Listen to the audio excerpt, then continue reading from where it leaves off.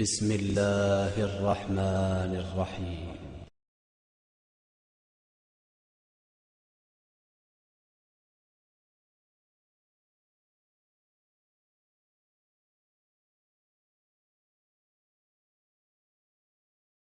نحمده ونستعينه ونستغفره ونؤمن به ونتوكل عليه ونعوذ بالله من شرور أنفسنا ومن سيئات أعمالنا.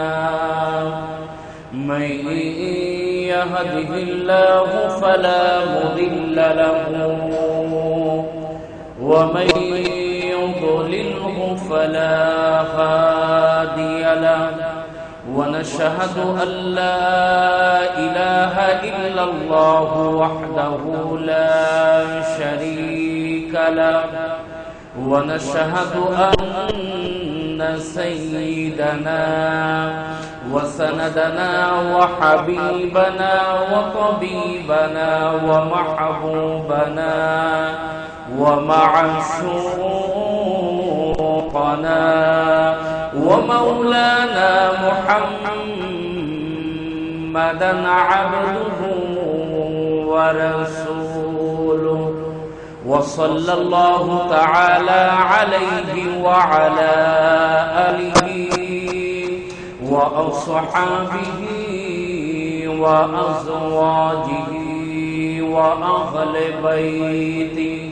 وأهل بيته وسلم تسليما كثيرا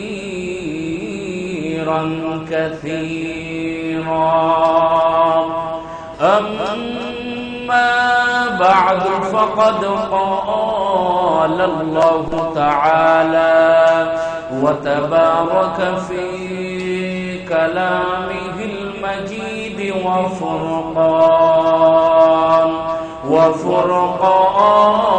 وفرقانه الحميد. أعوذ بالله من الشيطان الرجيم.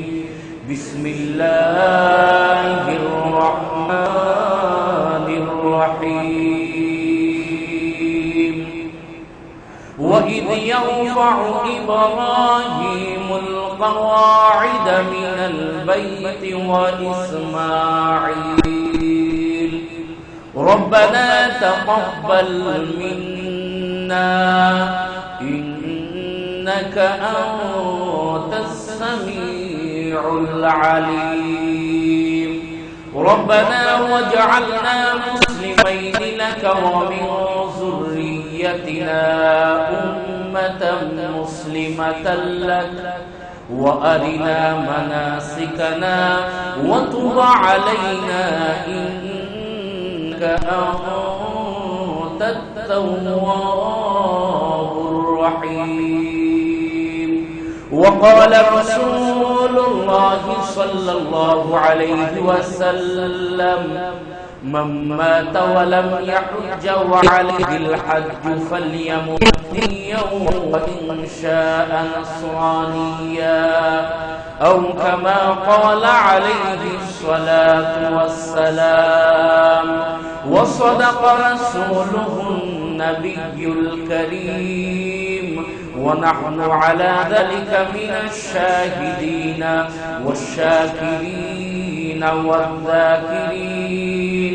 সকলে বলুন আলহামদুলিল্লাহি রাব্বিল আলামিন। সকলে দুরূদ শরীফ পড়ি। আল্লাহুম্মা সাল্লি আলা মুহাম্মাদিন ওয়া আলা আলি মুহাম্মাদ কামা সাল্লাইতা আলা ইব্রাহিম ওয়া আলা আলি ইব্রাহিম إنك حميد مجيد. اللهم بارك على محمد وعلى آل محمد كما باركت على إبراهيم وعلى آل إبراهيم إنك ইন্নাকা হামিদুম মাজিদ। ইয়া রাব্বি সাল্লি ওয়া সাল্লিম দাইমান আবাদা على حبيبك ونبيك خير الخلق كلهم बेजाए रब मेरे दुरूद व सलाम बरगुज़ीदा नबी पर अपनी कदम बलगल उला बिकमालिही कशफत दुजा बिजमालिही हसनत जमीउ मसालिही सल्लु अलैहि व आलिहि। সম্মানিত মুসল্লিয়ান ইকরাম, মহান আল্লাহ সুবহানাহু ওয়া তাআলার দরবারে অসংখ্য অগণিত সহস্র শুকরিয়া আদায় করছি, যেই পরওয়ারদিগার আলম আপনাকে আমাকে মুহাব্বত করে ভালোবেসে পবিত্র জুমার নামাজ আদায় করার উদ্দেশ্যে তার ঘর মসজিদের মধ্যে আসার তৌফিক দান করেছেন। এই জন্য সেই মহান মালিকের দরবারে কালিমাতুশ শুকর আদায় করার লক্ষ্যে সকলে একবার বলি আলহামদুলিল্লাহ। অসংখ্য অগণিত দুরূদ ও সালাম আকায়ে নামদার তাজদার মদিনা মুহাম্মদ মুস্তাফা আহমদ মুস্তাফা সাইয়্যিদুল কাউনাইন ইমামুল মুরসালিন ওয়াল মুজনবিন নবী দু জাহা নবী মুহাম্মদুর রাসূলুল্লাহ সাল্লাল্লাহু আলাইহি ওয়াসাল্লামের উপর। সম্মানিত হাজিরিন, আমাদের অতি নিকটে কুরবানি এবং হজ। আল্লাহ রাব্বুল আলামিন হজ কে আল্লাহ পাক ফরজ করেছেন। ইসলামের 5টি ভিত্তির মধ্যে একটি ভিত্তির নাম হলো হজ। গত সপ্তাহে আমরা কাবা সম্পর্কে আলোচনা করতেছিলাম, যেই ঘরকে উদ্দেশ্য করে লাখো হাজী সারা পৃথিবী থেকে একত্রিত হয়ে ওই ঘরকে তাওয়াফ করে, যেই ঘরের নাম হলো বাইতুল্লাহ। গত সপ্তাহে আমরা কাবা সম্পর্কে দীর্ঘায়িত আলোচনা করেছিলাম। আজও আমরা হজের ইতিহাস সম্পর্কে আলোচনা করব। বাইতুল্লাহ এটা আল্লাহ রাব্বুল আলামিনের একটি বরকতময় ঘর, যেই ঘরের মধ্যে আল্লাহ রাব্বুল আলামিনের নূর সদা সর্বদা বিরাজমান থাকে। যেই ঘরকে উদ্দেশ্য করে, যেই ঘরকে তাওয়াফের উদ্দেশ্যে, আল্লাহর ঘরকে তাওয়াফের উদ্দেশ্যে লাখো হাজী সাদা কাপড় ইহরামের কাপড় পরিধান করে, পাগলের বেশ ধারণ করে, গরিবের বেশ ধারণ করে, মিসকিনের বেশ ধারণ করে বান্দা আল্লাহকে পাওয়ার আশায় আল্লাহর ঘরের চারদিকে বান্দা তাকবীর দিতে থাকে আর বলতে থাকে লব্বাইক আল্লাহুম্মা লব্বাইক লব্বাইক লা শারীকা লাক লব্বাইক ইন্নাল হামদা ওয়ান নি'মাতা লাক ওয়াল মুলক লা শারীকা লাক। এইভাবে বান্দা তার ঘরের চারপাশে আল্লাহ পাককে পাওয়ার উদ্দেশ্যে, আল্লাহ রাব্বুল আলামিনের নৈকট্য হাসিলের উদ্দেশ্যে বান্দা পাগলের মতো এই স্লোগানগুলি দিতে থাকে। সম্মানিত হাজিরিন, হযরত আদম আলাইহিস সালাতু ওয়াস সালামের সৃষ্টির 2000 বছর আগে আল্লাহ রাব্বুল আলামিন এই কাবা বাইতুল্লাহ নামক আল্লাহর ঘরকে আল্লাহ রাব্বুল আলামিন নির্ধারণ করলেন। অতঃপর আল্লাহ রাব্বুল আলামিন দুনিয়াকে সৃষ্টি করার পর সর্বপ্রথম মানব হযরত আদম আলাইহিস সালাতু ওয়াস সালামকে দুনিয়ার বুকে প্রেরণ করার পর তাকে আদেশ করলো, ও আদম, এই জায়গার মধ্যে তুমি আমার একটি ঘরকে তুমি নির্মাণ করো। যেই ঘরের ইবাদত তুমি করবা, ওই ঘরের ইবাদত তুমি করলে তুমি যেন আল্লাহর ইবাদত তুমি করলা। ওই ঘর নির্মাণ করলে আদম আলাইহিস সালাতু ওয়াস সালাম ঘর নির্মাণ করার পর হযরত নূহ আলাইহিস সালাতু ওয়াস সালামের যখন প্লাবন হলো, ওই মুহূর্তে আল্লাহ রাব্বুল আলামিন তার ঘরকে আসমানে আল্লাহ পাক উঠিয়ে নিলেন। নূহ আলাইহিস সালাতু ওয়াস সালামের প্লাবনের মাধ্যমে সারা দুনিয়া ধ্বংস হয়ে যাওয়ার পর আল্লাহ রাব্বুল আলামিন হযরত ইব্রাহিম এবং হযরত ইসমাঈল আলাইহিস সালাতু ওয়াস সালামের মাধ্যমে আল্লাহ রাব্বুল আলামিন পুরা এই বাইতুল্লাহকে আল্লাহ পাক আবার নির্মাণ করাইলেন।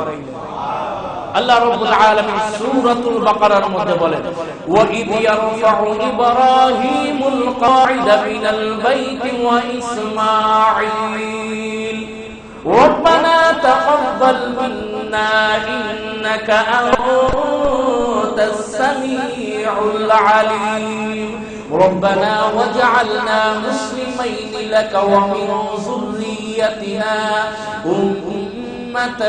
مسلمة لك وأرنا مناسكنا وتب علينا إنك أنت التواب الرحيم আল্লাহ রাব্বুল আলামিন ইব্রাহিম আলাইহিস সালাতু ওয়াস সালাম কে যখন বললেন, ইব্রাহিম তুমি আমার ঘর নির্মাণ করো, ইব্রাহিম আলাইহিস সালাতু ওয়াস সালাম ঘর নির্মাণ আরম্ভ করলেন। যেই জায়গার মধ্যে ইব্রাহিম আলাইহিস সালাতু ওয়াস সালাম ঘরের ফাউন্ডেশন আল্লাহ পাক নির্ধারণ করে দিল, ও ইব্রাহিম এই জায়গার মধ্যে ফাউন্ডেশন করা আছে, তুমি শুধু আমার ঘরকে নির্মাণ করো।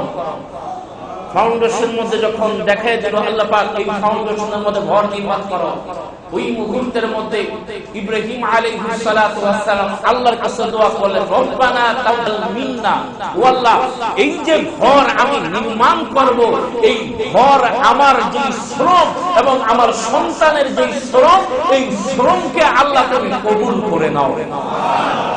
ইন্নাকা আনতাস সামিউল আলিম, নিশ্চয়ই তুমি শোনো এবং তুমি জানো আমি কি করতেছি, তোমার আদেশ করতেছি। আর এই ঘরকে নির্মাণ করার পর রব্বানা ওয়াজআলনা মুসলিমাইন লাকা ওয়া মিন যুররিয়্যাতিনা উম্মাতান মুসলিমাতাল লাক, আর আমার বংশধর থেকে এমন কিছু মানব তুমি আল্লাহ পয়দা করো, এমন কিছু মানুষ এবং মুমিন দান করো যারা এই ঘরের জন্য পাগলের মতো ছুটে আসবে, যারা এই ঘরের ইবাদত করবে, এবং আনুগত্য কিছু সন্তান তুমি আমারে দান করো। আল্লাহ রাব্বুল আলামিন এই কথাগুলো, যেই কথাগুলো ইব্রাহিম, ইসমাঈল এবং আল্লাহর সাথে হয়েছিল, ওই কথাগুলো আল্লাহ পাক পুনরাবৃত্তি করে আল্লাহ রাব্বুল আলামিন আপনার আমার নবীর উপর ওই কথাগুলো সুন্দর করে বলে দিলেন। বলেন তো, ইব্রাহিম আলাইহিস সালাতু ওয়াস সালামের সময় কি নবী ছিলেন? ছিলেন না, দুনিয়ার মধ্যে ছিলেন না। কিন্তু এই দুনিয়া সৃষ্টি করার আরো প্রায় 1000 বছর আগে আল্লাহ পাক আপনার আমার নবীকে সৃষ্টি করেছেন। আল্লাহ নবী বলেন, যখন আদম কাদা মাটির মধ্যে পানির মধ্যে মিশ্রিত, তখনও আল্লাহ আমাকে নবী হিসাবে কবুল করেছেন। বুখারী শরীফের হাদিস। আল্লাহ নবী বলেন, আমি অনেক আগে আসছে কি পড়ে ওই কথাগুলো আল্লাহ রাব্বুল আলামিন নবীকে জানিয়ে দিলেন, নবী গো এই ঘরের বৃত্তান্ত কি আমি আল্লাহ আপনাকে জানাচ্ছি। ইব্রাহিম আলাইহিস সালাতু ওয়াস সালাম বলল, রব্বানা ওয়াজআলনা মুসলিমাইন লাকা ওয়া মিন যুররিয়্যাতিনা উম্মাতান মুসলিমাতাল লাক, অগণিত বান্দা থেকে আল্লাহ আনুগত্যশীল কিছু বান্দা তুমি আমারে দান করো।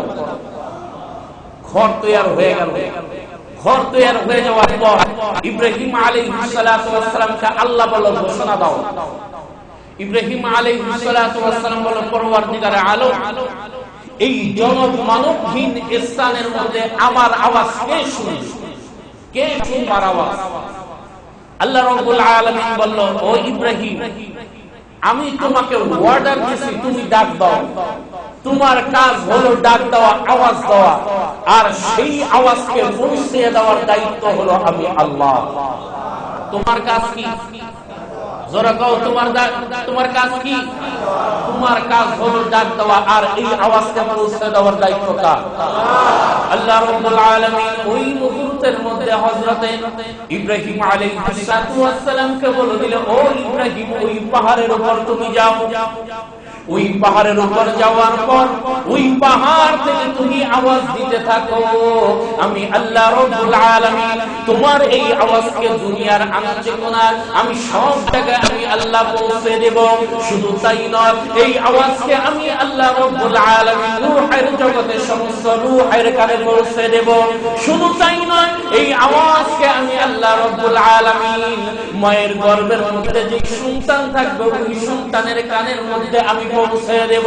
যাদের কানের মধ্যে এই আওয়াজ যাবে, যারা এইটাকে এবং এই আওয়াজ যখন লাব্বাইক বলবে, যে যতবার লাব্বাইক বলবে আমি আল্লাহ রাব্বুল আলামিন ততবার আমার ঘরের মেহমান আমি আল্লাহ তাদেরকে বানায়া দেব।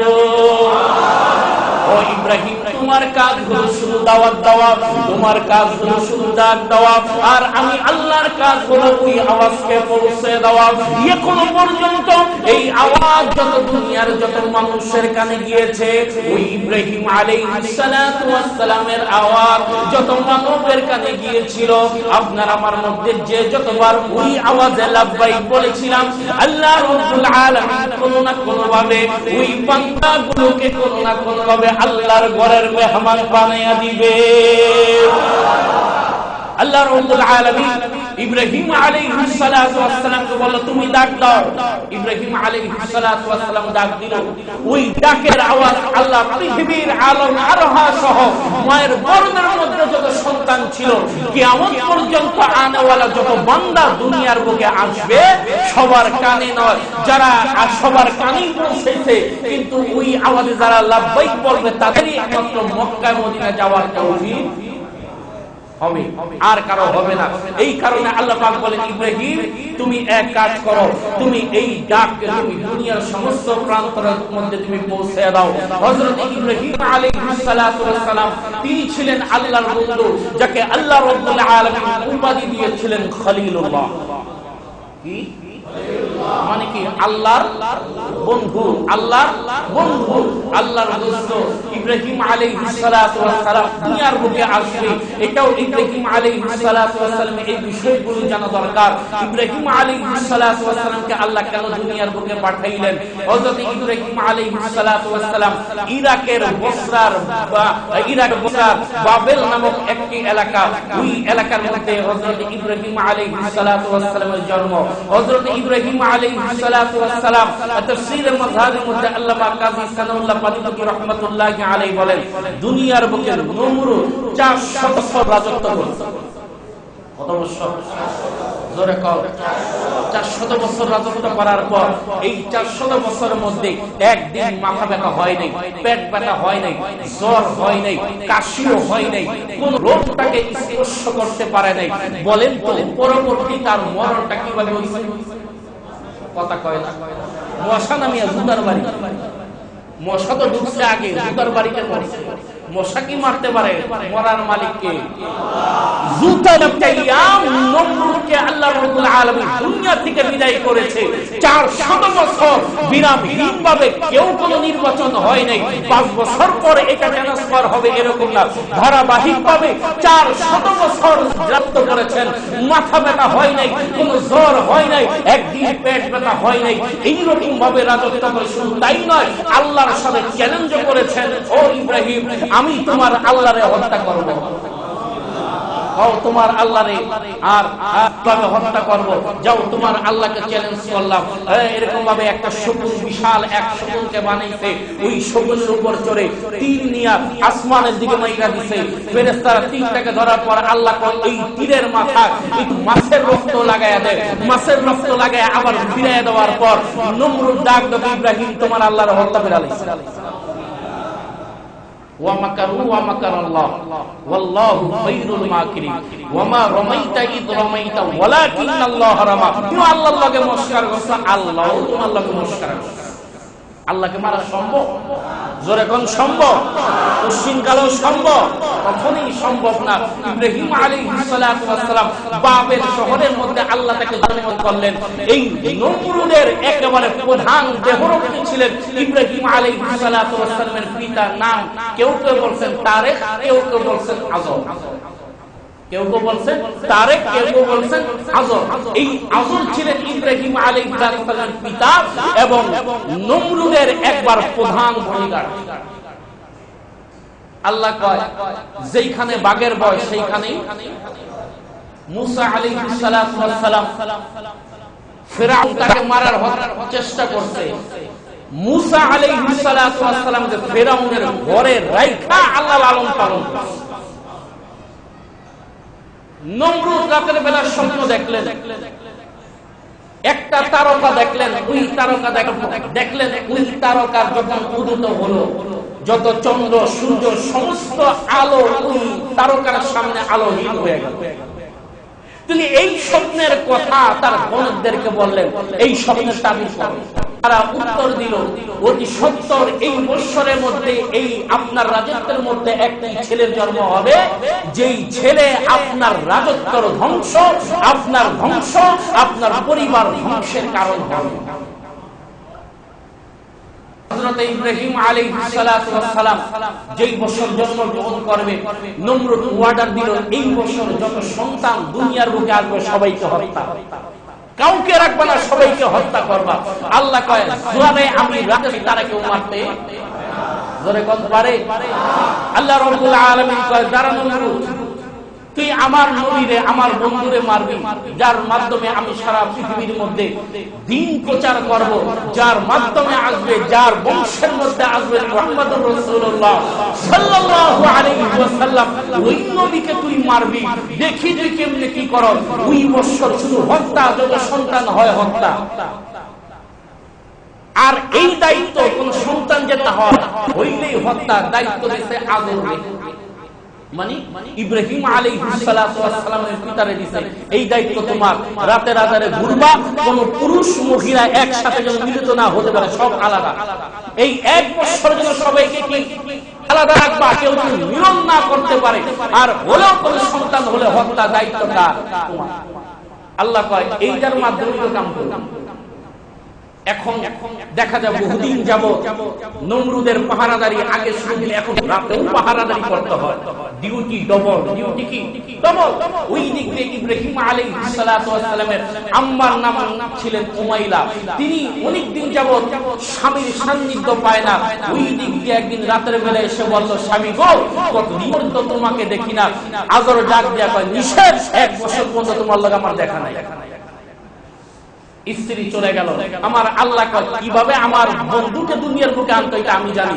এর পরের দিন রাতে আজরের দিলের মধ্যে আর মহব্বত, স্ত্রীর প্রতি এমন মহব্বত দিয়ে দিলেন, এত পরিমাণ মহব্বত, ওই দিয়ে স্ত্রীও মহব্বত, এই দিক দিয়ে স্বামীও আজর মহব্বত, দুই মহব্বত। কিন্তু দায়িত্ব হলো তার কাছে যেন কেউ দুনিয়ার বুকে না আসতে পারে, দায়িত্ব। আর কোন স্বামী স্ত্রী যেন একসাথে না হতে পারে, সব আলাদা করে রাখা হয়েছে। ওই দিক দিয়ে আজরের দিলের মধ্যে আল্লাহ মহব্বত পয়দা করে দিয়েছে, জোয়ার করে দিয়েছে। একটার একটু দ্বারা আমার বৌরিকে দেখে আসি। ওই মুহূর্তের মধ্যে উমাইরা আর আজর দুইজন একসাথে এক ঘরের মধ্যে যাওয়ার পর, মিলন হওয়ার পর আল্লাহ রাব্বুল আলামিন ওই মিলনের মাধ্যমে উমাইরার গর্ভের মধ্যে আল্লাহ পাক ইব্রাহিম আলাইহিস সালাতু ওয়াস সালামকে দিয়ে দিলেন। দিয়ে দেওয়ার পর আজর চলে গেলেন আবার কাজের মধ্যে। এই দিকটা যে কাম হয়েছে, উমাইরার গর্ভের মধ্যে ইব্রাহিম আলাইহিস সালাতু ওয়াস সালামকে আল্লাহ দিয়ে দিয়েছেন। এবার নমরুদ ডাক আজর, কাজ তো ঠিকভাবে হচ্ছে, চিন্তা কইলেন না, একটা মহিলা পুরুষ একরতে হতে পারবে না, আর কোন সন্তান হলে তাকে হত্যা করা হচ্ছে। আমার আল্লাহ ডাক দেখো, কাম কিন্তু হয়ে গেছে, কাম কিন্তু হয়ে গেছে। দিন যায়, কিছুদিন পর দেখা যায় উমাইলার গর্ভের মধ্যে সন্তান। আজরকে ডাক দাও, আজর কাঁদতে হয়েছে। আজর এই ভয় করছিলাম, এই ভয় আমার মাধ্যমে হইল। যাই হোক, তুমি যে গর্ভবতী এটা কাউকে বলবা না। দিন যায়, যখন গর্ভের সময় চলে আসলো, আজর দেখলো তার সন্তান আসবে, সন্তান আসবে। জঙ্গলের মধ্যে গিয়ে গর্ত করার পর ইব্রাহিম আলাইহিস সালাতু ওয়াস সালামকে উমাইলা ওই গর্তের মধ্যে তাকে গর্ভপাত করল, এবং ওই গর্তের মধ্যে রেখে একটা ঢাকনা দিয়ে চলে আসলো। আল্লাহ রাব্বুল আলামিন ইব্রাহিম আলাইহিস সালাতু ওয়াস সালামের জন্মের সূত্রে একটা মুআজিজা ছিল। ইব্রাহিম আলাইহিস সালাতু ওয়াস সালাম এক দিনে 1 মাসের মতো বড় হইল, আর 1 মাসে এক বছর সমান বড় হতো, এক করে 10 বছর সমান বড় হয়ে যেত। একদিন উমাইলা সন্তানকে দুধ পান করার জন্য আসছে। আসার পর দেখে ইব্রাহিম আলাইহিস সালাতু ওয়াস সালাম তার 2 আঙ্গুল চুষছে। উমাইলা আঙ্গুল বের করবে, ওই মুহূর্তে দেখে আঙ্গুল থেকে পানি বের হয়ে গেছে। তিনি চিন্তায় পড়ে গেলেন, আমার সন্তান তো একটা আদিম সন্তান, দেখি তার আরেক আঙ্গুলে দেখে আরেক আঙ্গুলে মধু বের হয়, আরেক আঙ্গুলের মধ্যে দুধ বের হয়, আরেক আঙ্গুলের মধ্যে খেজুর নরম হয়ে ঘিয়ের মধ্যে বের হচ্ছে, পঞ্চম নাম্বার আঙ্গুলে ঘি বের হয়। এই 5 আঙ্গুলে আল্লাহ রাব্বুল আলামিন ইব্রাহিম আলাইহিস সালাতু ওয়াস সালামকে 5টা মুআজিজা আল্লাহ দান করেছিল। ছোটকালে একেবারে শিশুকালে, তখন ওই মুহূর্তের মধ্যে দেখা গেল তিনি 1 বছর না যাইতে 1 মাসের মধ্যে 1 বছর সমান হয়ে গেল। এইভাবে 15 মাস যখন গেল, দেখা গেল 15 বছরের একটা যুবক যত বড় দেখা যায় এর থেকে বড় দেখা যায়। আর নবীরা এমনি জন্মগতভাবে সুন্দর স্বাস্থ্যের অধিকারী, সুন্দর চেহারার অধিকারী হইতেন। এই কারণে যখন গর্তে থেকে 15 বছর, এখন একটুখানি গর্তের মধ্যে আর আটে না, ডাক ডাক আমাকে আমার গর্তে থেকে বাইতে, গর্ত থেকে বের হলো। বের হওয়ার পর সর্বপ্রথম ইব্রাহিম আলাইহিস সালাতু ওয়াস সালাম কালাম ছিল, ও মা আমার রবকে, সুবহানাল্লাহ, মাগো আমারকে, আমার রবকে, ও মা সর্বপ্রথম কথা আমার রবকে। এবার ইব্রাহিম আলাইহিস সালাতু ওয়াস সালামের আম্মা উমাইলা ডাক দিয়ে বলে, ও সন্তান শোনো, তোমার রব হলো আমি উমাইলা, তোমার মা। ও মা, তাহলে তোমার রবকে বলে তোমার আব্বা আজর, বলে যদি আমার আব্বা আজর তোমার রব হয়, তাহলে আজরের রবকে বলে তো আজরের রব হলো নমরুদ, বলে নমরুদের রবকে। তুমি চুপ থাকো, তোমার সাথে কথা বলে পারা যাবে না। ওই মুহূর্তের মধ্যে হযরত ইব্রাহিম আলাইহিস সালাতু ওয়াস সালামের আম্মা আজরকে ডাক দিয়ে বলে, ও আজর শোনো, যেই সন্তানের ভয় এতদিন নমরুদ আর তোমরা ছিলা, পুরা কাঁটি যার ভয়ে ছিল, আমার মনে হয় ওই সন্তান আর কেউ না, ওই সন্তান হলো তোমার আমার গর্ভের মধ্যে যেই সন্তান, ওই হলো ওই সন্তান। তুমি একটু পরীক্ষা করে দেখো।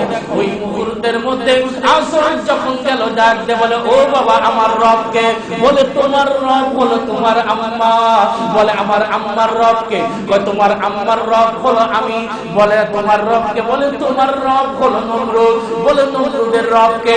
এই কথা বলার সাথে সাথে ইব্রাহিম আলাইহিস সালাতু ওয়াস সালামের পিতা ওই ইব্রাহিম আলাইহিস সালাতু ওয়াস সালামকে গালের মধ্যে থাপ্পড় মারলো। ইব্রাহিম আলাইহিস সালাতু ওয়াস সালামকে থাপ্পড় মারার পর ইব্রাহিম আলাইহিস সালাতু ওয়াস সালাম গরম হয়ে গেল, ডাক দিয়ে বলে, শোনো, যতক্ষণ পর্যন্ত নমরুদকে আমি না দেখব, ততক্ষণ পর্যন্ত আমি নমরুদকে রব মানব না। ওই মুহূর্তে ইব্রাহিম আলাইহিস সালাতু ওয়াস সালামকে নমরুদের কাছে নিয়ে গেল, গিয়ে দেখেন নমরুদ বোরকা পরে বসে আছে। কি পয়রা? জোরে কও। বোরকা। কি পয়রা? বোরকা পরে বসে আছে। রব্ব ওই তো বলেছে, কইতে বোরকা পরে বসে আছে। আঙ্গরব সব সময় বোরকা পরেই থাকে, চেহারা দেখায় না। নমরুদ ছিলেন নিগ্রু, কালো, কুৎসি, দেখতে বস্ত্র ছিলেন। এমন অবস্থা ছিল তার এই বস্ত্র চেহারা তিনি কাউকে দেখাইতেন না। এই কারণে সদা সর্বদা তিনি চেহারার মধ্যে নেকাব আর বোরকা পরে থাকতেন। নমরুদ কয়, আজব তোর পোলারে আমারে দেখাইছে। পোলায় কয়, আল্লাহরে না দেখলে আল্লাহরে মানতাম না। ওই মুহূর্তে নমরুদ যখন দেখতে চাও, দেখার পর আস্তাগফিরুল্লাহ, আস্তাগফিরুল্লাহ, এত বড় সুরত আমার আল্লাহ হতে পারে না, এত বড় সুরত আমার আল্লাহ হতে পারে না। তিনি এত সুন্দর পৃথিবী সৃষ্টি করেছেন, তিনি নিজেও সুন্দর, সুন্দর সৃষ্টি করেছেন। ও সুন্দর লোক কখনো সুন্দর সৃষ্টি করতে পারে?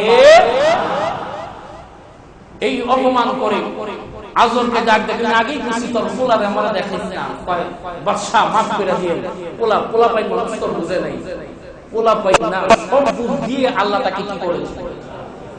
এখন রব এটা যাচাই করার জন্য ইব্রাহিম আলাইহিস সালাতু ওয়াস সালাম সুরঙ্গের পথ দিয়ে বের হয়ে সাগরের তীরে বসে রইলেন, আমার রবকে এটা আমি দেখব। আল্লাহ রাব্বুল আলামিন ওই কথাগুলো কোরআনে কারীমের মধ্যে কত সুন্দর করে বললেন, ফালাম্মা জান্না আলাইহিল লাইলু রাআ কাওকাবা, রাত হয়ে গেল যখন আসমানের উপরে তারকা উঠল, চিন্তা করলেন এত তারকা, অবশ্যই এই তারকাই আমার রব। দেখা গেল কিছুক্ষণ পর তারকাগুলো ডুবে গেল, সুন্দর আবার চন্দ্রের আলো পুরা জগৎটা আলোকিত হয়ে গেল। তিনি আবার চিন্তা করলেন, মনে হয় এই চন্দ্রই আমার রব। ফালাম্মা রাআ আশ-শামসা বাযিগাতান ফালাম্মা রাআ আল-কমারা বাযিগাতান ক্বালা হাযা রাব্বী, মনে হয় এটাই আমার রব। সকাল হলো, দেখলো চন্দ্র ডুবে গেছে, তারকাও নাই, সূর্য উঠলো, এত বড় সূর্য। সূর্য দেখে বলে ফালাম্মা রাআ আশ-শামসা বাযিগাতান ক্বালা হাযা রাব্বী, মনে হয় এই সূর্যই আমার রব, এত বড় পাওয়ারফুল, পুরো দুনিয়াকে আলোকিত করেছে, এটাই আমার রব হবে। দেখা গেল সন্ধ্যা হওয়ার আগে সূর্য ফালাম্মা আফলাত ক্বালা ইয়া কওমি ইন্নী বারীউম মিম্মা তুশরিকুন, এটি আমার রব হতে পারে। আমার রব সে যিনি আমাকে সৃষ্টি করেছেন, যিনি এই চন্দ্র সূর্য গ্রহ নক্ষত্র আসমান যিনি সৃষ্টি করেছেন, ওই রবের উপর আমি ঈমান আনলাম।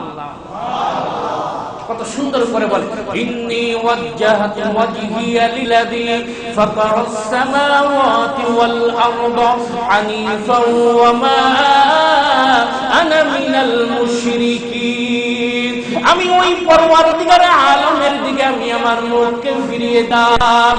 আমি আমার রবের উপর ঈমান আনলাম, যেই রব আসমান জমিনের সৃষ্টিকর্তা, যেই রব সূর্য, এই তারকা, এই চন্দ্রকে সৃষ্টিকারী, যেই রব এই জমিন আসমানকে সৃষ্টিকারী, আমি ইব্রাহিম ওই রবের ঈমান আনলাম। ওই মুহূর্তের মধ্যে ঘোষণা দিয়ে দিল, ও আযর, ও আমার পিতা, আপনি শুনুন, আমি ইব্রাহিম আপনার নমরুদের উপর নয় ঈমান, আমি আপনার উপর ঈমান আনি নাই, আমি আমার মাকে প্রভু মেনে নিলাম না, আমি ওই আল্লাহর উপর ঈমান আনলাম, যেই পরওয়ারদিগার আলম আপনাকেও সৃষ্টি করেছেন, আমাকেও সৃষ্টি করেছেন। সূরা কোন সুবহানাল্লাহ। ঘোষণা দিয়ে দিলেন, লা শারীকা লাহ, আল্লাহ ছাড়া আল্লাহর সাথে কারো কোনো শরীক নাই। আল্লাহ কুল হুয়াল্লাহু আহাদ আল্লাহুস সামাদ লাম ইয়ালিদ ওয়া লাম ইউলাদ ওয়া লাম ইয়াকুল লাহু কুফুয়ান আহাদ, আমার আল্লাহ এক, তার সাথে কোনো শরীক নাই, তার সন্তান নাই, তার কোনো সন্তান হয় নাই। লা শারীকা লাহ, যেই স্লোগানটা এই মুহূর্তে লাখো লাখো হাজী এই সারা পৃথিবীর মধ্যে এই একটা স্লোগান নিয়ে যাবে, আল্লাহর সাথে কোনো স্লোগান নাই। আর এই দিনগুলির মধ্যে, এই হজের দিনগুলির মধ্যে সবচাইতে উত্তম স্লোগান হলো লাবাইক আল্লাহুম্মা লাব্বাইক লাব্বাইক লা শারীকা লাক লাব্বাইক ইন্নাল হামদা ওয়ান নি'মাতা লাকা ওয়াল মুলক লা শারীকা লাক। বলেন লাব্বাইক আল্লাহুম্মা লাব্বাইক লাব্বাইক লা শারীকা লাক লাব্বাইক ইন্নাল হামদা ওয়ান নি'মাতা লাকা ওয়াল মুলক লা শারীকা লাক। সমস্যা হয় আপনাদের? যারা বলেন নাই দিন ঠিকা, এমন হতে পারে এটা না বলা কারণ আল্লাহ নাও নিতে পারে। যাওয়ার ইচ্ছা আছে, সবাই করবে। অনেক কাছে গাউরামি করে বইয়া থাকে, আমি এই কয়েকটা বাড়ির মালিক আমি, এই এলাকার মধ্যে আমার এই হুজুরের লগে তো কি দরকার, আল্লাহ টাকা দিয়ে যাবো, টাকা দিয়ে যাওয়া যায় না, টাকা দিয়া হাজার হাজার কোটি টাকার মালিক, কিন্তু বাইতুল্লাহর মেহমান হওয়ার সৌভাগ্য হয় না। গরিব অসহায় মসজিদে চাকরি করে ৫,০০০ টাকার বেতন প্রত্যেক বছর আল্লাহ হজে নিয়ে যায়। যেইভাবে যায় তো জোরে কোন যায় তো, কেউ যদি আমায় কয় তুমি বাইতুল্লাহ গিয়ে হাতুল সাফ করবি, তাও আমি যাইতে রাজি। কমপক্ষে আমার বাইতুল্লাহ সুবহানাল্লাহ কোটি টাকার মালিক হলে যাওয়া যায়। বলেন লাব্বাইক আল্লাহুম্মা লাব্বাইক লাব্বাইক লা শারীকা লাক লাব্বাইক ইন্নাল হামদা ওয়ান নি'মাতা লাকা ওয়াল মুলক লা শারীকা লাক লাব্বাইক আল্লাহুম্মা লাব্বাইক লাব্বাইক লা শারীকা লাক লাব্বাইক ইন্নাল হামদা ওয়ান নি'মাতা লাকা ওয়াল মুলক লা শারীকা লাক। কত সুন্দর বাণী। আল্লাহু আকবার। হজের সময় দেখা যায় টিভিতেও দেখি সারা পৃথিবী ওই মক্কা নগরীটা পাগল, এই আওয়াজে পুরা মক্কা নগরীটা কম্পন করতে থাকে। সুবহানাল্লাহ। একটাই ঘোষণা যে কি আল্লাহর সাথে কোনো করি নাই, ওয়াল্লাহ কোন আমল নিয়ে আসিনি তোমার দরবার, শুধু একটু নিয়ে আসলাম যে তোমার সাথে কাউকে শরীক করি নাই, তুমি লা শারীকা লাক, তোমার কোনো শরীক। এটা হলো ঈমান। এটার নাম কি? এটার নাম কি? এখন আমাদের ঈমানের মধ্যে ভেজাল, ঈমানের মধ্যে ভেজাল। আমরা সঙ্গে আমরা রন্দে রন্দে আমরা ক্ষণে ক্ষণে আল্লাহর সাথে শিরক করি, কুফরিও করি। আমাদের অনেক সময় দেখা যায় আমরা হাসতে হাসতে শিরক করি। আসলে এরকম এই কারণে শিরক পর্যায়ে বুঝতে হবে আল্লাহর সাথে কাউকে শিরক করা যাবে না। অনেক আছে শিরক এইভাবে হয়ে যায়। শিরক তিন প্রকার, আগে বলছি শিরকে জলি, শিরকে আখফি, শিরকে আকফা। এই শিরকগুলো এক নাম্বার হলো শিরকে জলি। শিরকে জলি বলা হয় শিরকের তিন প্রকার। আল্লাহর ওজুদের সাথে, আল্লাহর সিফাতের সাথে ডাইরেক্ট কাউকে শরীক করা। ডাইরেক্ট কি করা? শরীক করা। মানে আল্লাহও পারে, আবার পীর বাবাও পারে, আল্লাহও পারে, আবার মাজারও পারে, আল্লাহও পারে, আবার কোন ভণ্ড বাবাই পারে। এইরকম বিশ্বাস আছে না? মান্নত করে, শাহজালাল মাজারে গিয়া মান্নত করে। এই মান্নত হয় নাই, জায়েজ নাই, এটা হারাম। হুজুর মান্নত করছি শাহজালালে গিয়া একটা ছাগল দুধ মগা করে, ওই ছাগল কি শাহজালাল খাইবো না গাঞ্জুর কি রাখে? কথা কয় না। হযরত শাহজালাল রহমিয়ামানি রাহমাতুল্লাহ নিঃসন্দেহে আল্লাহর ওলি, এর মধ্যে কোনো সন্দেহ নেই। কিন্তু তার আগে তার মাজার নিয়ে যে ব্যবসা আরম্ভ হয়েছে, এটার ঘৃণা আমরা করি। কথা কয় না।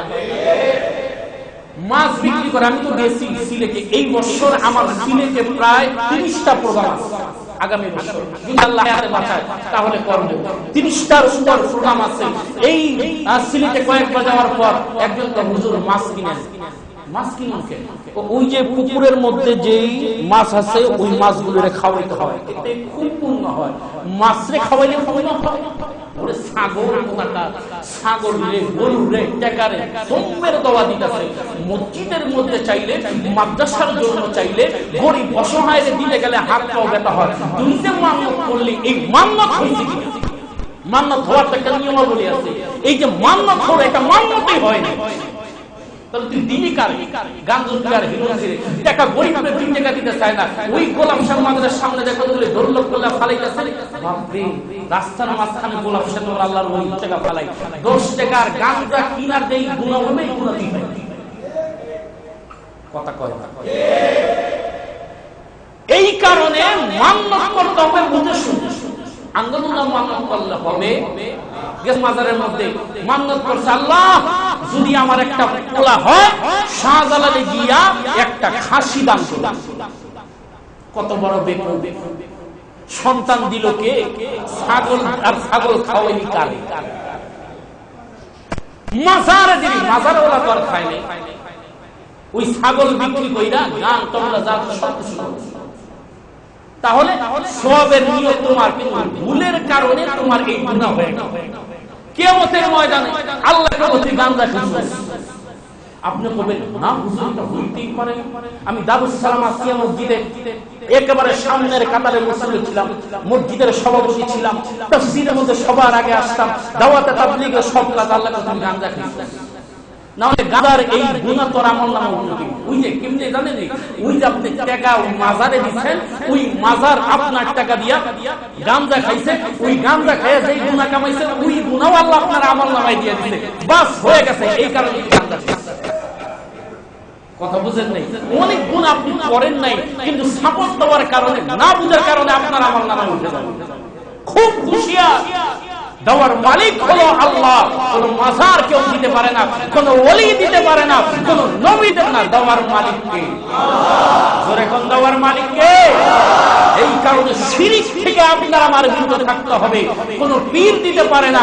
অনেক সময় দেখা যায় অনেক জায়গায় গাছ পূজা করে আছে না, গাছ গাছের লাল সালু লাগাইয়া, এক বছরে কয়েকবার লাগাইয়া, খাসি পোলাও লিয়া সারা রাত্রের মধ্যে খুব ডেন্স আর নাচ মাইরা সকালবেলা উঠা কয় আল্লাহ নূর দেখছি। নূর মানে কি বুঝেন? ওই গাঞ্জা খাওয়ার পর মাথা চক্কর মারে, চক্কর মারার পর চোখে সব আলো দেখে, এবারে নারে দেখে মানে দেখবেন মাথার মধ্যে বোঝা নিয়েন। বোঝা নেওয়ার পর, যারা বোঝা কখনো নেন না, বোঝাটা নিবেন। নেওয়ার পর বোঝাটা ফালানোর পর দেখবেন চোখের সামনে কি যেন আলো গুড় করে, মাথা ঘুরে গেছে। আমি আল্লাহ নূর দেখছি। নূর দেখছো না শয়তান দেখছে? কথা কয় না। কি দেখছে? শয়তান। সব জায়গায় বর্ণনা করো না, পূজায় একটা আড্ডি ভেঙে গেল। এক নম্বর শিরকে জড়ি থেকে হেফাজত থাকতে হবে। ইন্না শিরকা লাযুলমুন আযীম, শিরক হলো সবচেয়ে মহান পাপ, এই পাপ করা যাবে না। দ্বিতীয় নাম্বার হলো শিরকে খফি, সূক্ষ্ম। সেটা কিভাবে? যেমন ধরেন আপনি দুনিয়ার মধ্যে যা কিছু করবেন সব কার জন্য হতে হবে? বিবাহ আল্লাহর জন্য, রাজনীতি আল্লাহর জন্য, ব্যবসা আল্লাহর জন্য, চাকরি আল্লাহর জন্য, সন্তানাদি যা হবে সব আল্লাহর জন্য, সব হতে হবে কার জন্য? এটা যদি দুনিয়াদারের জন্য হয়ে যায় তবে হবে শিরকে জলি, শিরকে খফি। শিরকে আকফা হলো নামাজের মধ্যে, এটা মাফ আছে। শিরকে আকফা নামাজের মধ্যে দেওয়ার পর চিন্তা করতে হবে, ধ্যান রাখতে হবে আল্লাহর দিকে, সিজদার দিকে। সে নামাজের মধ্যে আল্লাহু আকবার বলছিলাম, ওই ব্যবসার হিসাব নিকাশ, বিয়ে রেখে দিতে হবে, বিয়ে রেখে দিতে হবে, মাইয়ার বাড়ি কি পাঠাইতে হবে, নামাজের পর তাড়াতাড়ি বিবি সাহেব বইয়া রয়েছে সাইজা গুজা দাওয়াতে যাইতে হবে। এই যে একটা চিন্তা ফিকির নামাজের মধ্যে দাঁড়াইয়া, এটা হলো শিরকে আকফা, সূক্ষ্ম শিরক। এই শিরক থেকেও আমাদের কি রাখতে হবে? যারা কোন পিওর একটা ঈমান নিয়ে যদি আল্লাহর দরবারে হাজির না হতে পারে তাহলে রক্ষা। ঈমান হলো মহাদৌলত। জোরে কোন মহা। আপনি আমি গরিব হতে পারি, রাষ্ট্রের কোন ক্ষমতাধর না হতে পারি, কিন্তু দিলের মধ্যে ঈমান আছে। মরতে দেরি কোন রকম যদি মনে করেন যে পাপ ঠাপ করি, ফিডায় ফাড়ায় হইলেও আল্লাহ একদিন জান্নাত দিব। জোরে কোন দিবে কি দিবে না? দিবে। ঈমানের মতো মহাদৌলত। ঈমানদার হয়ে গেল, কালেমা পড়লা লা ইলাহা ইল্লাল্লাহ মুহাম্মাদুর রাসূলুল্লাহ, তুমি 10 দুনিয়ার সমান একটা জান্নাতের মালিক হয়ে যাবে। আল্লাহর নবীর একজন সাহাবী ছিলেন আব্দুল্লাহ ইবনে বাসাদাই, যাকে দুই কাপড়ের, দুই চাদরের অধিকারী বলা হয়। বাসাদাই অর্থ দুই কাপড়, দুইটা কাপড়ের অধিকারী ছিলেন আব্দুল্লাহ। তিনি মদিনা থেকে দূরে এক বস্তির মধ্যে থাকতেন এবং তার চাচা ছিলেন বস্তির সর্দার। তিনি একবার শুনলেন মদিনার মধ্যে একজন পয়গম্বরের আবির্ভাব। তিনি চলে গেলেন আল্লাহর নবীর কাছে। আল্লাহর নবীর নূরানী চেহারার দিকে তাকাইয়া সাথে সাথে কালেমা পড়ে মুসলমান হয়ে গেলেন। আব্দুল্লাহ ইবনে বাসাদাই তিনি তার চাচার কাছে আসলেন। প্রথম গোপনে তিনি ইবাদত করতেন। ঈমান কখনো ধরে রাখা যায় না, এমনি উদ্ভাস হয়ে যায়, প্রকাশ হয়ে। আব্দুল্লাহ ইবনে বাসাদাই যখন প্রকাশ হয়ে গেল, তার চাচা যখন জানলেন তার পিতা ছিল না, ওই মুহূর্তে ডাক দিয়ে বলল, তুমি মুহাম্মাদের উপর ঈমান আনছো আমি দেখছি এবং আমি জানি। তিনি একেবারে স্পষ্ট জানিয়ে দিলেন, হ্যাঁ আমি আল্লাহর নবীর উপর ঈমান আনছি। কি করবেন? ওই মুহূর্তে ডাক, যদি তার উপর থেকে ঈমান না ছাড়ো তাহলে আমার সম্পদ থেকে তোমাকে বঞ্চিত করব। শুধু তাই নয়, তোমাকে আমাদের আত্মীয় থেকে তোমাদেরকে বঞ্চিত করা হবে, এমনকি তোমার গায়ের যে কাপড়, এই কাপড় পর্যন্ত তুলে ফেলা হবে। আব্দুল্লাহ ইবনে বাসাদাই স্পষ্ট জানিয়ে দিলেন, দুনিয়ার সব ছাড়তে রাজি আছে, ঈমান ছাড়তে রাজি। আর বাস্তব কোন সুবহানাল্লাহ, ঈমান ছাড়তে রাজি নাই। ওই মুহূর্তে তার উপর জুলুম নির্যাতন আরম্ভ হয়ে গেল। এমনকি তার চাচা পাষণ্ডের মতো তার গায়ের কাপড় বললে, এই কাপড় আমার, যদি মুহাম্মাদের কাছে যাইতে হয় আমাদের কাপড় পর্যন্ত তুমি খুলে রেখে তারপর। আব্দুল্লাহ ইবনে বাসাদাই উলঙ্গ অবস্থা তার মার কাছে চলে গেলেন। তার মা ঘরের মধ্যে থেকে আব্দুল্লাহ ইবনে বাসাদাই ডাক দিয়ে বলে, ও মা, ঈমান আনার কারণে মুহাম্মদ সাল্লাল্লাহু আলাইহি ওয়াসাল্লামের উপর ঈমান আনার কারণে গো মা আর চাচা আমার গায়ের কাপড় পর্যন্ত খুলে রেখেছে। মা নিরুপায় কোনো উত্তর দিতে পারে না। ওই মুহূর্তের মধ্যে আব্দুল্লাহ ইবনে বাসাদাইকে তার আম্মা ঘর থেকে একটা কাপড় দিল। ওই কাপড়টা ছিঁড়ে আব্দুল্লাহ ইবনে বাসাদাই তার মুখের মধ্যে তার লজ্জাস্থান ঢাকলো, আরেকটা গায়ের মধ্যে দিয়ে মাকে ডাক দিয়ে বলে, ও মা শোনো, দুনিয়ার সব কিছু ছেড়ে দিয়ে, সব কিছুকে ত্যাগ করে একমাত্র ঈমানের মহাদৌলত নিয়ে আমি আল্লাহর নবীর দরবারে চলে এলাম। আল্লাহর নবীর দরবারে চলে গেল, আল্লাহর নবী সাহাবায়ে কেরামকে নিয়ে বসা। ওই মুহূর্তের মধ্যে আল্লাহর নবী তাকিয়ে দেখলো একজন যুবক, তার লজ্জাস্থানে শুধু এক টুকরা কাপড়, দেহের মধ্যে এক টুকরা কাপড়।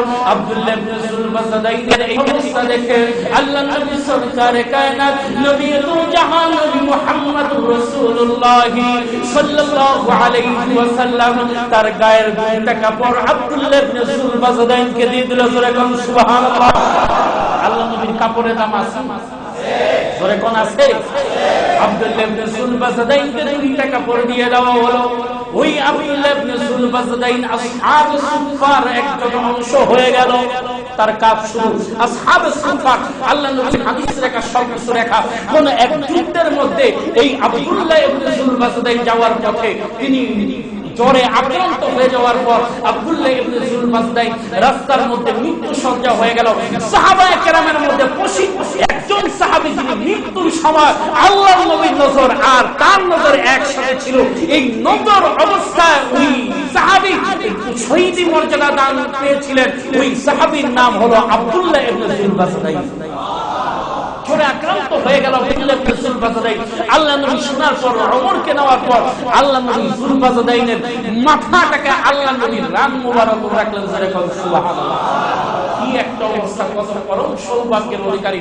ওই মুহূর্তের মধ্যে আব্দুল্লাহ ইবনে জুলবাসাদাইন আল্লাহর নবীর নূরানি চেহারার দিকে তাকানো, আর আল্লাহর নবীও ওই আব্দুল্লাহ ইবনে জুলবাসাদাইনের দিকে তাকাইয়া আব্দুল্লাহ ইবনে জুলবাসাদাইন ডাকতে বলে, ইয়া রাসূলুল্লাহ, যুদ্ধে রওনা হওয়ার পথে আমি তো শহীদ, আমি তো মরে গেলাম। আল্লাহর নবী বলে, আল্লাহ পাক তোমাকে একেবারে পিওর মর্যাদা আল্লাহ পাক তোমাকে দান করে দিয়েছেন। আব্দুল্লাহ ইবনে জুলবাসাদাইন ইন্তেকাল করলেন। সবচেয়ে সৌভাগ্যবান সাহাবী হলো আব্দুল্লাহ ইবনে জুলবাসাদাইন। ইন্তেকালের পর আল্লাহর নবী নিজে তার জানাজা দিলেন এবং আল্লাহর নবী দুইটা কাপড় দিয়ে বললেন, ওমর, এই আব্দুল্লাহ ইবনে জুলবাসাদাইনকে আমার দুইটা কাপড় দিয়ে তাকে কাফন দিবা। সুবহানাল্লাহ। দুইটা কাপড় দিয়ে কি দিবা? কাফন দিবা। কত সৌভাগ্যের অধিকারী, আল্লাহর নবীর কাপড় দিয়া দাফন। সুবহানাল্লাহ। আল্লাহ নবী সরকারে কায়নাত নবী দুই জাহান নবী মুহাম্মদুর রাসূলুল্লাহ সাল্লাল্লাহু আলাইহি ওয়াসাল্লাম যখন জানাজা নামাজ পড়ে দিলেন, হযরত ওমর যখন কবরের মধ্যে নামলে, ওই মুহূর্তের মধ্যে আল্লাহ নবী ডাক দিয়ে বলে, ও ওমর শোনো, এই কবরের মধ্যে তুমি নামবা না, এই কবরের মধ্যে আমি নামবো। ওই আব্দুল্লাহ ইবনে জুলবাসাদাইনের লাশটা আমি মুহাম্মদের কোলের মধ্যে দিয়ে দাও। ওই মুহূর্তের মধ্যে যখন ওমর আর হযরত আবু বকর আব্দুল্লাহ ইবনে জুলবাসাদাইনের লাশটা আল্লাহর নবীর হাত মোবারকে দিয়ে দিল, আল্লাহর নবী সরকারে কায়নাত নবী দু জাহান নবী মুহাম্মদুর রাসূলুল্লাহ সাল্লাল্লাহু আলাইহি ওয়াসাল্লাম ইবনে জুলবাসাদাইনের লাশটা আসমানে দিয়ে বলে, ও পরওয়ারদিগারে আলম, আমি তোমার বন্ধু, তোমার হাবিব আব্দুল্লাহ ইবনে জুলবাসাদাইনের উপর খুশি। ও আল্লাহ, তুমি আব্দুল্লাহর উপর তুমি খুশি হয়ে যাও। এই মুহূর্তের মধ্যে জিবরাইল খবর দিয়ে দিল, ও মুহাম্মদুর রাসূলুল্লাহ সাল্লাল্লাহু আলাইহি ওয়াসাল্লাম, আপনার চিন্তার কোনো কারণ নাই। আপনার কাপড়ের কসমকে, আপনার কাফনের ইজ্জতে এবং আপনার এই বরকতে আল্লাহ রাব্বুল আলামিন আব্দুল্লাহর পিওর ঈমানের কারণে সব কিছু আব্দুল্লাহ আল্লাহ এবং রাসূলের জন্য সব ত্যাগ করেছেন। এই কারণে আল্লাহ রাব্বুল আলামিন আব্দুল্লাহ ইবনে জুলবাসাদাইনের জন্য জান্নাতের সমস্ত হুর গেলমানগুলি পাগল হয়ে আছে। জোরে বলুন সুবহানাল্লাহ। এর নাম হলো পিওর ঈমান। এই পিওর খাঁটি ঈমান আনতে হবে, এই বিশ্বাস করতে হবে সব কিছু দেওয়ার মালিক আল্লাহ। জোরে বলেন কে? সব কিছু দেওয়ার মালিক আল্লাহ। এই কারণে মক্কার হাজিরা পিওর ঈমান নিয়ে ঈমানকে খোলাসা করে সাদা দুইটা কাপড় দেহের মধ্যে পরিধান করে একটাই স্লোগান দেয়, লাব্বাইক আল্লাহুম্মা লাব্বাইক, লাব্বাইক লা শারীকা লাক লাব্বাইক, ইন্নাল হামদা ওয়ান নি'মাতা লাকা ওয়াল মুলক লা শারীকা লাক। এই পিওর ঈমান নিয়ে হাজির হয়ে যায়। আর আল্লাহর নবী বলেন, আল হাজ্জুল মাবরুর লাইসা লাহু জাযাউন ইল্লাল জান্নাহ। যে পিওর ঈমান নিয়ে গেল, পিওর ঈমানের ঘোষণা দিল, এই ঈমান নিয়ে মৃত্যু পর্যন্ত থাকলে তার বিলান একমাত্র আল্লাহর জান্নাত। আল্লাহ রাব্বুল আলামিন আমাদের সকলকে কবুল করুন। এই হজের আলোচনা ধারাবাহিকভাবে চলবে ইনশাআল্লাহ। আগামী সপ্তাহের আলোচনা আরো মজা, এই কারণে একটু আগে বাগাতে হবে। দেখতে চাই আগামী সপ্তাহে অবশ্যই আপনার লিগে দোয়া না করে পারা যায়, অবশ্যই সবসময় দোয়া হচ্ছে, দোয়া আবার হবে। আরেকটা বিষয় হলো আগামী সপ্তাহে দেখা যাবে কার অন্তরের মধ্যে বাইতুল্লাহ এবং নবীর কবর জিয়ারত করার মহব্বত আছে। যদি থাকে 12টার আগে মসজিদ ফিল আপ হওয়া চাই। আসবেন তো? চিন্তা করবেন কাজটা রাস্তায় খালি সামনের লোকগুলি, পিছনের লোকগুলি হাত তুলে নেয়। আপনার বলে আসার নিয়ত নাই, উপরের লোকগুলির মনে আসার নিয়ত নাই, সবাই হাত তুলে। আল্লাহ সকলকে কবুল করুন, বলে আল্লাহুম্মা আমিন। সকলকে বাইতুল্লাহর মেহমান হিসাবে কবুল করুন। যারা হজে গিয়েছে আল্লাহ তাদেরকে হজ্জে মাবরুর আল্লাহ নসিব করুন। আসবেন তো ইনশাআল্লাহ? আগে ভাগে আসার চেষ্টা করবে ইনশাআল্লাহ। দেখবো বাইতুল্লাহ এবং মদিনার মধ্যে কার অন্তরে আছে 12টার আগে সব কিছু ফেলে দিয়ে যারা আসবে, হতে পারে আল্লাহ পাক এই মুহাম্মদের উসিলা আল্লাহ পাক কবুল করতে। আর চেষ্টা থাকতে হবে, কি থাকতে হবে? চেষ্টা। ইনশাআল্লাহ ভাই, গত জুমায় আমাদের মসজিদের কালেকশন ছিল 4084 টাকা। আরেকটা জরুরি বিষয় হলো আজকে নামাজের পর বিশেষ একটা গুরুত্বপূর্ণ একটা বিষয় নিয়ে আলোচনা করা হবে। আমাদের তালিমের মধ্যে যারা পারবেন শরীক হবে। তালিম বিশেষ করে যারা মসজিদের কমিটি এবং দাওয়াতে তাবলীগের সাথে যারা জড়িত, আমরা সবাই তো দাওয়াতে তাবলীগের সাথে জড়িত, কি বলেন? সবাই জড়িত না? কোনো না কোনো ভাবে আমরা সবাই দাওয়াতে তাবলীগের সাথে জড়িত।